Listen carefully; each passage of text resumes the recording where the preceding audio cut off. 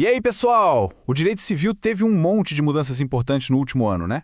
Pois é, e hoje a gente vai passar um pente fino justamente naquelas atualizações que tem cara de questão de concurso. Então bora lá, direto ao que interessa. Olha só o nosso mapa da mina de hoje. A gente vai focar em 5 pontos quentíssimos. Tem a nova lei de seguros, as decisões do STF sobre internet e família e, claro, alienação fiduciária e juros, que, vamos combinar, é tema que sempre aparece na prova. Então, fiquem ligados em cada detalhe, ok? Bom, vamos começar com a paulada legislativa do período, a nova lei de seguros. E quando eu digo paulada, é porque ela não veio para remendar, não. Ela simplesmente revogou e trocou toda a parte de seguros que a gente tinha no Código Civil. É uma mudança gigante. É isso mesmo. Pode riscar do seu vade-mecum. Aquela parte toda sobre contratos de seguro, ali do artigo 757 até o 802, já era. Não vale mais. Agora, o que entrou no lugar? Quais são as novas regras do jogo? Vamos ver isso agora. Pessoal, essa tabela aqui é ouro puro para quem está estudando. Ela mostra o antes e o depois.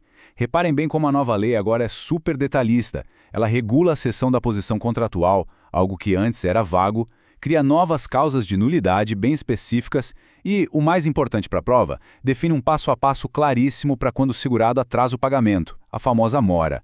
Anotem isso aí, porque é a questão certa.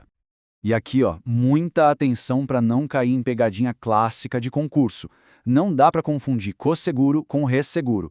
Pensa assim, co-seguro, co de junto. Várias seguradoras se juntam para cobrir o mesmo risco, falando direto com o segurado. Já o resseguro é diferente, é o seguro da seguradora. Ela contrata um resseguro para ela mesma para diluir o risco dela. São coisas completamente diferentes. Ok, saindo um pouco dos contratos e entrando num mundo que está cada vez mais presente na nossa vida e nas provas, a responsabilidade civil na internet. E aqui, gente, o STF deu uma chacoalhada forte na interpretação do Marco Civil da internet. O jogo da responsabilidade dos provedores mudou, e mudou bastante.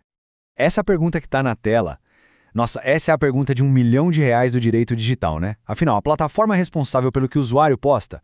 Durante muito tempo, a resposta foi meio que depende. Mas agora, com o julgamento do tema 987, o STF veio com uma resposta nova e, olha, bem mais cheia de nuances. Então, vamos organizar as ideias.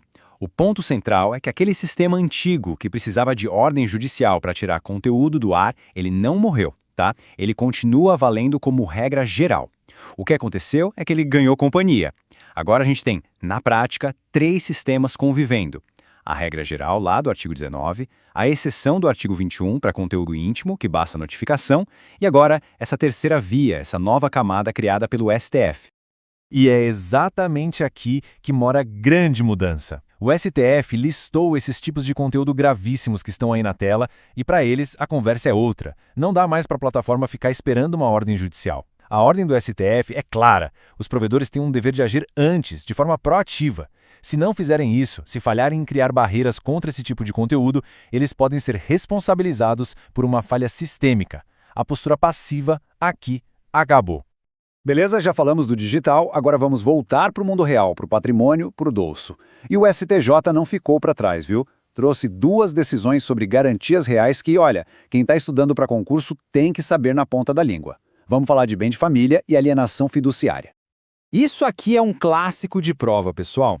A regra parece simples, né? Sócio único dá o bem de família em garantia? A princípio, pode penhorar. É onde vários sócios, a princípio, não pode. Mas o pulo do gato, o que a banca vai querer saber é de quem é o ônus da prova. E aí, tudo se inverte.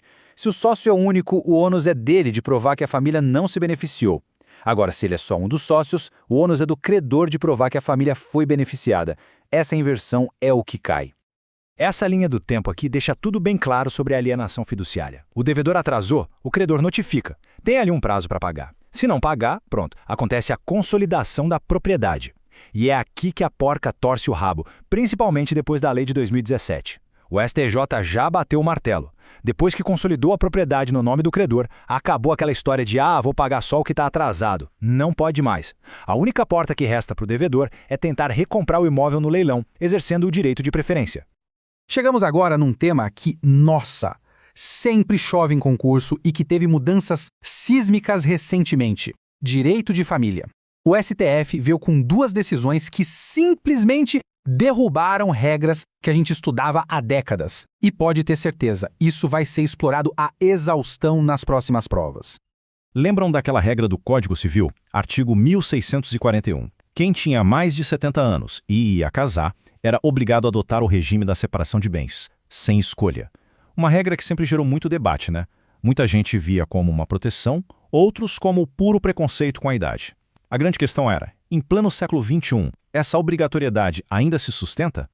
E a resposta do STF foi um sonoro não. A regra caiu. O Supremo declarou a obrigatoriedade inconstitucional, um verdadeiro marco para a autonomia da vontade. O recado é claro. Idade não tira a capacidade de decidir. Então, hoje, uma pessoa com mais de 70 anos pode sim escolher o regime de bens que bem entender. Basta fazer uma escritura pública. Vale tanto para o casamento quanto para a união estável. Ok, agora a outra grande mudança em direito de família. Mas antes, vamos só fazer uma viagem no tempo rapidinho. Lembram da separação judicial? Era aquela figura jurídica que ficava no meio do caminho. O casal não estava mais junto, as obrigações do casamento acabavam, mas o vínculo não se dissolvia. Ninguém podia casar de novo. Era um resquício de uma época em que o divórcio não era tão simples. Pois é, essa figura morreu. O STF finalmente colocou a pá de cal na discussão. Depois da emenda constitucional do divórcio, lá em 2010, que facilitou tudo, a separação judicial perdeu completamente o sentido. E o STF confirmou. Ela foi revogada. Não existe mais no nosso sistema jurídico. Hoje é direto para o divórcio. Para fechar nossa revisão, vamos a dois temas super práticos, que aparecem tanto na vida real do advogado quanto nas questões de concurso. Vamos falar sobre prescrição lá no direito das sucessões e sobre a nova forma de calcular juros em dívidas civis. Dois pontos bem técnicos e importantes. Olha, atenção máxima aqui, porque essa é uma dúvida que derruba muito o candidato. Pense em dois relógios correndo em paralelo. Um é o relógio da ação para provar que a pessoa é filha. O outro é o relógio da ação para pedir a herança. O STJ disse que um relógio não para o outro. O prazo de 10 anos para pedir a herança começa a contar na data da morte. E ele não para, nem é interrompido, só porque tem uma ação de paternidade rolando. O tempo está correndo, e se perder o prazo, já era. Ponto final.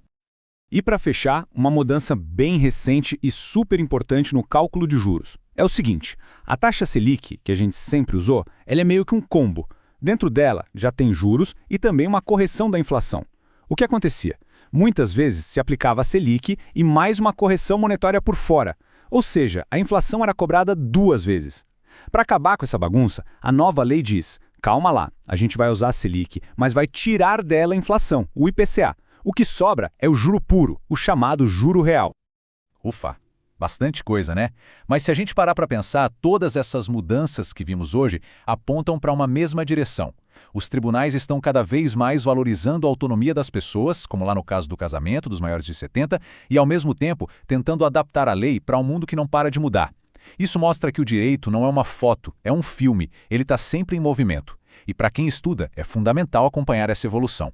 Fica aí a reflexão final para a gente. Como a gente equilibra a necessidade de ter regras claras, a segurança jurídica, com a busca constante por uma justiça que faça sentido no nosso tempo?